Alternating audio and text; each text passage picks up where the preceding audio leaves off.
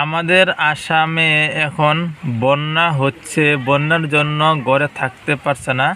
এই দেখো কতটা পানি হয়েছে, ওইটা হয়েছে ব্রহ্মপুত্র নদী।